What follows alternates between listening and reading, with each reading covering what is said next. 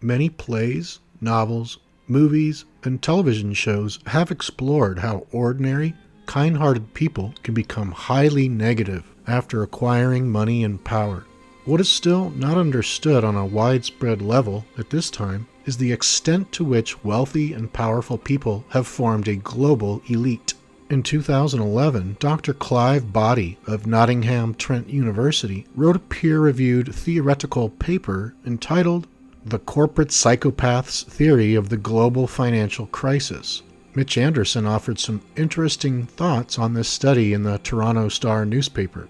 Quote, "Only a small subset of psychopaths become the violent criminals so often fictionalized in film. Most simply seek to blend in and conceal their difference in order to more effectively manipulate others. This frightening condition has existed throughout human history. Scientists believe about 1% of the global population is psychopathic, meaning there are more than 3 million moral monsters among normal United States citizens. There is emerging evidence that this frequency increases within the upper management of modern corporations. This is not surprising, since personal ruthlessness and fixation on personal power have become seen as strong assets to large publicly traded corporations, which some authors believe have also become psychopathic.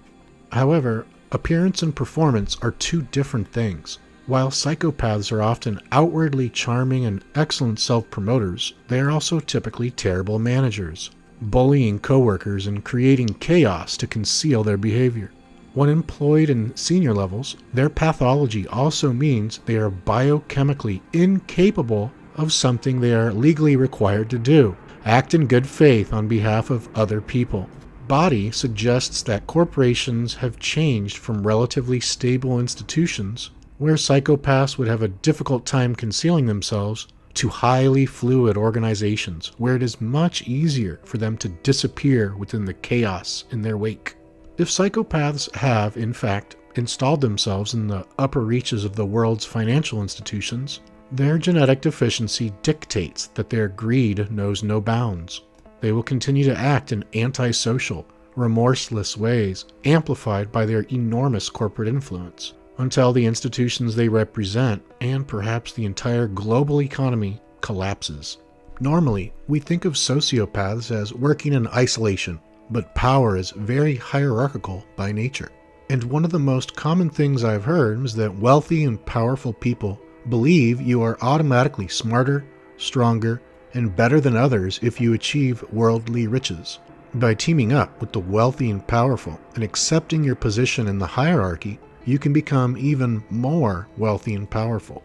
Elaborate secrecy is used so that those who do not have the stomach for truly sociopathic behaviors never find out what the group is doing at the higher levels. Ruthlessness and a willingness to do anything to accomplish the goals of the organization are rewarded with further progress.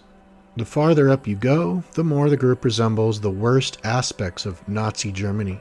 In fact, there is undeniable proof that the Nazi Party was financed and supported by these same people. These Law of One quotes from sessions 93, 97, and 55 summarize the difference in polarities between negative and positive very succinctly. 93.3. Another method of viewing polarities might involve the concept of radiation/absorption. That which is positive is radiant. That which is negative is absorbent. 97.17. The left hand, negative polarity, attempts to absorb the power of the spirit and point it for its use alone. 55.3. The negative polarization is greatly aided by the subjugation or enslavement of other selves. Controlling others may seem to make our lives a lot easier, but as this quote from session 52 reveals, it automatically requires us to reincarnate and experience what we've created from the other side. 52.7. Control may seem to be a shortcut to discipline, peace, and illumination. However, this very control potentiates and necessitates the further incarnative experience in order to balance this control or repression of that self which is perfect.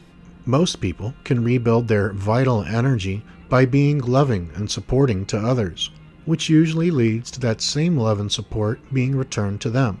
However, the 1% of people who are genuine sociopaths have completely walled themselves off from love, at least for anyone other than themselves. They feel a constant sense of boredom and depression and often become daredevils and adrenaline junkies, looking for more speed, more power, more excitement, and more danger, regardless of whom they hurt or threaten to get it. Power over others and the energy they absorb from others can literally become like a narcotic. The risk of taking someone on, not knowing if the struggle for control will succeed, can give these people a huge adrenaline rush. When they do succeed in battle, they are replenished by the vital energy of the person they have humiliated and defeated. Let's say that a group of sociopathic individuals have relentlessly sought power on Earth and formed a hierarchical system as they fought for superiority within the group.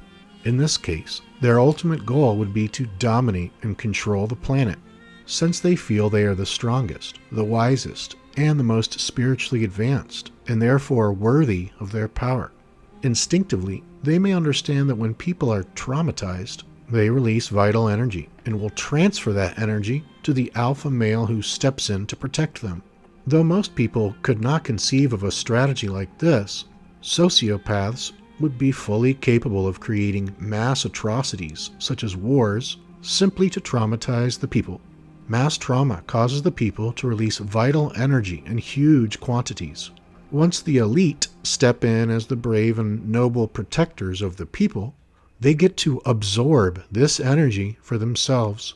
The power elite's strongest goal might then be to enjoy an ongoing, secure role on Earth, where they control the money, the politics, the military, and the media, and no one can effectively oppose them.